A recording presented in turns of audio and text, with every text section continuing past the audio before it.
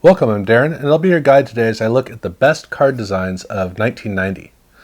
This is a video I've been looking forward to doing for a long time because this was when I started. I started in 1990, and I started off with a couple of sets which are showing up on this list.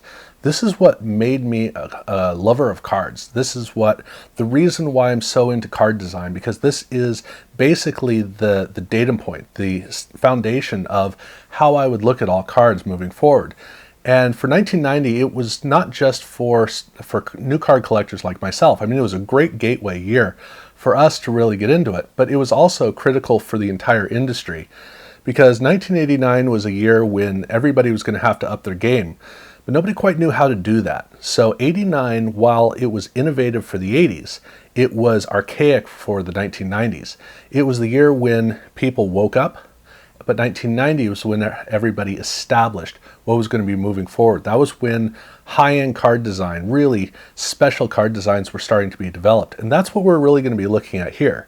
So for 1990, while they had a couple of card sets that were real dogs, where the 80s were just hanging on with a vice grip, there were a couple of sets that jumped well past everybody else and really did define the expectation for every single card company moving forward. And 1991 is a very distinctive looking year because of these card sets. So this is going to be fun to look at it, but also these were the card sets I started with. So I do acknowledge there's a certain amount of personal attachment that I have to it, and you're definitely going to be hearing about this in this video. But regardless, I think that these cards hold up very uniquely well over the years because 1990 just had that ability to really. It didn't just define cards, but the card designs were so strong, amazingly, that I think they do hold up better than, basically, if you look at 89, you look at 1990, I think the high-end cards in 1990 look like modern cards, and the cards from 89, I think, look like old cards. To me, that's kind of the way that I would put it. So for looking at the top 5, I like to start off with an honorable mention, and this is going to be kind of an interesting one because there were a couple of card brands where they were making card sets in packs that were not main releases. Topps Big, of course, is one, and I don't like to look at those because they're not really the main sets that we used that define card collecting in each year. But that being said, there is something very distinctive about one of these cards that I need to mention. So for my honorable mention, I'm going with Action Packed All Madden. And the reason for that is in my worst of, I put Action Packed as my honorable mention. I don't think it's a bad card, or I don't think it's a terrible card design. To me, it's a letdown. And it's the All Madden team cards that really define how the main set was a letdown.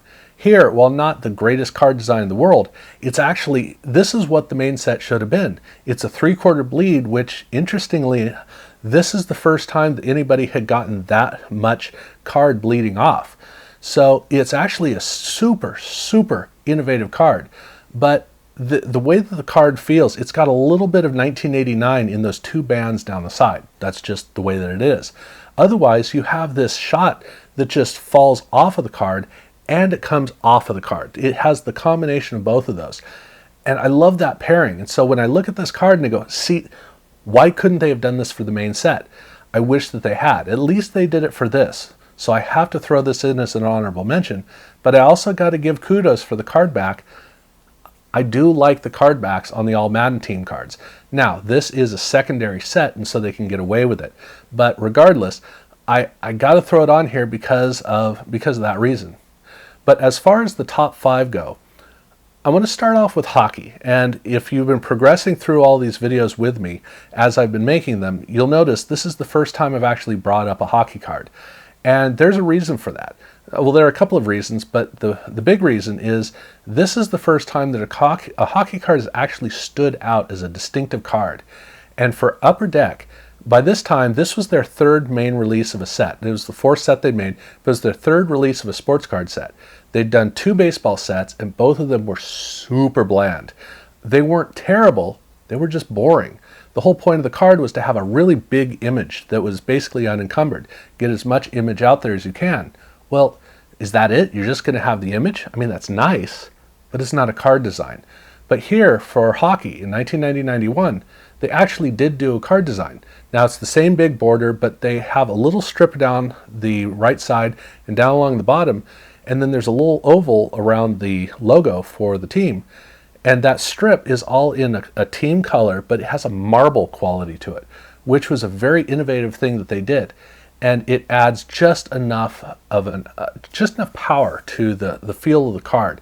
It has some interest. It has a balance point that works really well for the card, and it really highlights the team, the logo for the team, which it's all these elements which show you Upper Deck knew how, or was figuring out how to make cards. Basically, you look at this card and you can't wait for 1991. That's kind of the way I look at this card. I actually think it's a really good card design for 1991 Upper Deck. It's that strong. In fact, the hockey set for 1991 for me is a big letdown. To me, I really like this card. And I don't know if I think it's better than the basketball and football cards from 1991, but it is a starkly good card for a company that really, it had high ambitions. It was very expensive. This was the first time where it looked like they were getting ready to earn it, like they deserved it. So I like the card, but I really like the colors. And really, colors are a big thing for me. But there's one other thing that I like about this card, which is the really light blue ice theme that they have on the card. It's cool. It's right up at the top. There's a little bit that works well, but on the card back, these Upper Deck card backs are pretty bad. I actually really like it with the ice theme on this, the ice color. I think that actually works in a really good balance. So this card back, to me, is about the best Upper Deck card back you were going to find in the first couple of years. So I'm putting it on here primarily because I think that it is a good card, not necessarily great, but it's good. And it's nice to see that hockey was where Upper Deck was starting to figure things out. So kudos to them for that. But the top four, to me, there's a wide gulf between the top four and basically everything else. The top four are cards that were just super innovative. They were surging forward into the new era, the 90s era. And it's easy for me to figure out which ones go here. And really, I think it's kind of easy to figure out the order that they go in. So for me, this is really a top four, and then there's a fifth. That's kind of the way I see it. And the number 4 on this list is 1990 Score Football. Now, in 1989, Score Football was a super blocky card. I've never been a fan of it in any way. I've always been amazed at how it's like it was designed by Sledgehammer. It is just super blocky. Well, Pro Set came out not with that much better of a card, but it really lit a fire under Score, and they knew that in football, they were going to have to earn their money. And so in 1990, when they did their football set, they really put their back into it, and they earned their stripes. It was great. This is the same model as they had been doing, where they had a different color every 110 cards. They still followed that model here. But they actually they played around with it where they have a color fade. So up at the top, they start off with the color of the theme of that group of cards. That fades into white, and then they have a band right down at the bottom of that same color that acts as, it's almost like the card disappears into it. It's a pretty good grounding element. I don't think it's phenomenal. To me, that's actually kind of probably the biggest problem with the card front, but overall, having the color fade in it was a really good move. I love the Score theme at the top with the stripes. I think that that's a really great element. And I like the double band around the image. But then you've got that great image in these cards. And they did a really good job of selecting good images. So the cards, obviously not every card is going to read with a great image, but so many of these do. So you have a great frame around a good picture of the player, and you have really strong colors. But on top of that, down at the bottom, you have a box floating in the image with the player name. And so that team color box adds a certain amount of richness just to the look of the card, the feel of the card, with all the colors and the high-tech feel of the color fade. I love it. This card, I'm certainly not going to say it's perfect. It is kind of blocky. And the biggest problem this card has is as you go through a lot of these cards, they do run together. That's the biggest issue I have overall as a collector with the card front. The card back is good, not quite great. It is really good. It has a really good area for an image. I don't think that the images on the back tend to be all that great, but overall, I love the helmet on the back. I think I've always loved that element on it. But overall, there's not a lot of room for the text. The image takes up too much space, and to me kind of creates a quadrated back to where I'm aware of the proportions on the back. And then they have only one stat line on the bottom. I've never liked that. I don't like it when they just say this is this here and this is the total. To me, maybe it's just my OCD, but I want to see more. And that's what they did not give us. They didn't give us more. They gave us more image, but other than that, no. So the cards here are great. I'm not going to say phenomenal, but they're great. They're good to great. And on the card back, it's not. The white band around the outside is a really big distraction, in fact. So this is a card that it's kind of bipolar. The front and the back definitely don't go together. But it's really the back that holds this card back, which is why when I transition from 4 to number 3, which for me is 1990-91 NBA Hoops, this is a card that is complete. I'll get to the back in a second. But the card front, oh, and for the record, just so you know, this is the card set I started with. So if there's any card I'm going to be overly optimistic about, it would probably be this one. I don't think I am. I've actually heard people complain about this card because of the key theme around the image. They want to see more image. I happen to think that the key theme works really well in this card, better than in the previous year, which is basically the same card design. In 1989, they used a white border. Here they use a silver border, but it has almost a glistening quality to it, which makes it very lively and rich. And it has just the right color temperature so that it does a great job of framing the player in the image. So here is a case where you don't have images on the card to show the image and the action. It's showcasing the player. It is a portrait, an action portrait of the player. And the key does a great job of really focusing you in so that the player comes out right in front. I think it works really well. And it's the muted quality around the outside that does it, but I also like the team colors that they have on here. You know, obviously the whole band down at the bottom is really great. The logo is really good. I'm not quite sure how I feel about the white around the logo, but the logo is very strong.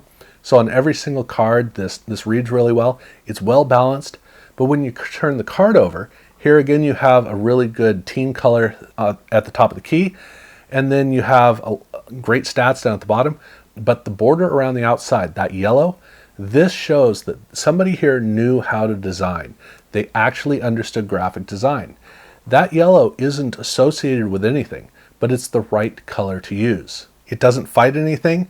It is muted enough that it's kind of off to the side. You don't really pay attention to it, but it's strong enough that it makes its presence known without being gaudy. It's just about the perfect color. So it's funny because it's so well designed. I never thought about the yellow until I was working on this, and I kind of looked at the yellow and went, I never realized. I'm okay with it. It's strange. It is truly background noise. It's white noise, and I love that quality about it. But I also have always liked something about this card where it has the main player stats for the career, but it also has the college stats. And again, this was the card set I started out with. So for me, the college stats, that was actually something that I enjoyed looking at and learning a bit about the players. I think it's a cool thing that they were doing. So overall, this is a really good to great card design on the front and really strong on the back. So kudos to them for that. And really, it's kind of funny to talk about such a well-balanced card as I transition from here at number 3 to number 2, which is 1990-91 Skybox. This card front is truly phenomenal, and I mean truly, truly phenomenal. This is about as late 80s as it gets. Black, dark, rich colors, fades, the strength of the gold, all of these components. This is so much of what we knew in the late 1980s. And it was very cutting edge, very high tech. We were about to go into super bright colors in the early 90s. This was this last era of subdued, where you had things like heavy bass. That was just such a quintessential part of how the era felt. And this card really captured it.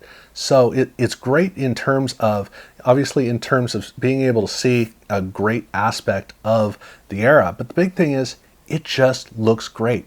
The color themes on the back with the different art ideas, the gold around the outside, is it has that same metallic quality that you saw in NBA Hoops. In fact, in NBA Hoops, their All-Star cards were done with gold around it. This is basically the same, but here it's contrasted to the black in the background. And that's, these cards are incredible. In fact, the only criticism I've ever heard about the card front is the fact that there is no action around the player. The player is just suspended in air, which I've never felt is a bad thing. I love it because it really truly showcases the player, but at the same time, in most of these shots, you still have all the dynamism, all the action of the player in the shot. And so you get to really focus in on Michael or on Kevin in the action that they're doing. Does it look kind of weird that they're just floating in space? Well, yeah, for some people, they just kind of get hung up on it. I never have. I've really loved how all these components come together. But admittedly, there are a lot of cards where it does look really weird. So, true, I definitely grant that. But by and large, the card fronts, these are truly incredible all-time card fronts. And the reason I have it at number 2 is because the card backs. What a stark contrast. Here, we're back to this white border. And I do have to admit that for some of these cards, that big shot on the back is a really great shot. In some cases it's not, but in some cases it really is.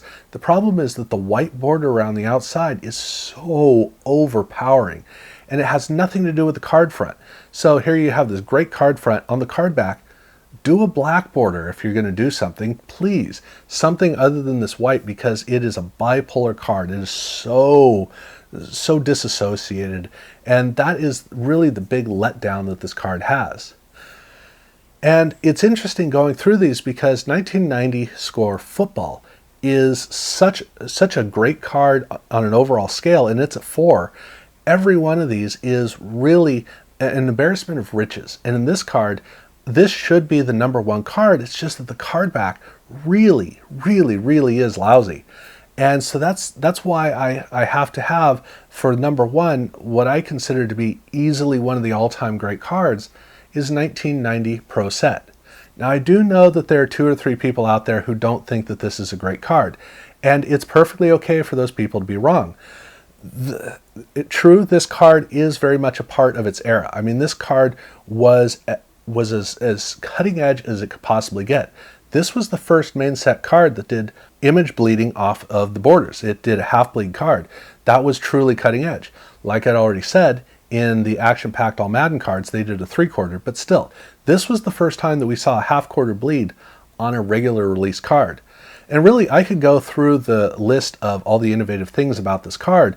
It's kind of like talking about what's so innovative about Star Wars. Yeah, there's talking about Star Wars is innovative in sci-fi, but all movies were affected by Star Wars because of score, merchandise, the marketing. There's so many things about the movie Star Wars that was so cutting edge. Well, Pro Set was very similar. It did a bunch of things that basically laid out a blueprint for cards moving forward. And I don't want to go into that. I just want to talk about what's so great about this card design. Now, is it a little bit blocky? Yeah, it definitely is kind of blocky. But one of the most incredible things about this card is when you look at that border, it's a team color. That was almost unheard of at this point. It's kind of weird to think about it, but this was basically the beginning of team colors for borders of cards. Score had been doing whole groupings of 110 cards, but that's all of the teams showed up in each one of those groupings. There was no association. Some teams would put a color somewhere in the card for the team color. But here, it's literally the border, which means when you put together an entire team, they look like a team. They feel like a team. And as a fan, you get in the feel of that team. You really feel like it. And they did a good job of figuring out the order of the different border colors so that the card has a really good balance and the image is showcased. But it's the image. The image is what's so great about these cards. Again, not every card has a great image, but they did such a great job of showcasing usually really, really, really good images. And it's such an impressive card in that way. But again, this is not about just a card front. This is a complete card. The card back is the biggest strength of this card, which is kind of a weird thing to say, but it really is the case. on that card back, the horizontal card back, here you have the colors. But if you're a fan, you're truly feeling the team just pouring right through this card. Everything, it's like walking into a room that's completely themed for your team. It's got that feeling to it, which is great. And so as a fan, you look at this card, this is your team. This is your player, it's your team. Everything about it's great. But the balance is really good. The way that the colors work together is good. All of the player stats go on one side where you can see all the different years, really good image. All that goes together to make an overall great card. And so this is a card that front and back is just phenomenal. But it's the strength of the colors. I mean, that's really the kind of the thing for 1990. The strength of the colors is what really carried it. So for me, this is my list of the top 5 of the 1990 cards, and they are absolutely great cards. They truly are. The difference between the top 5 and the bottom 5 is it's like looking at a separation of an entire decade. It really does have that quality to it. And for many collectors like myself, to me, this is what a card is. These 4 sets, this is what I collected. And so I have always judged cards. Well, I shouldn't say judged, but I've always had kind of a gut feeling about cards, because to me, this is what a card is. If it's not this, is it even worth it? And as you watch my videos, you'll notice I talk a lot about card design. This is why. To me, if a card isn't like this, what's the point? What did you do wrong? That's kind of my expectation. So this was a great place for me to start. And again, for a lot of us, we did start off with this. This was just how we started out and began to think about cards.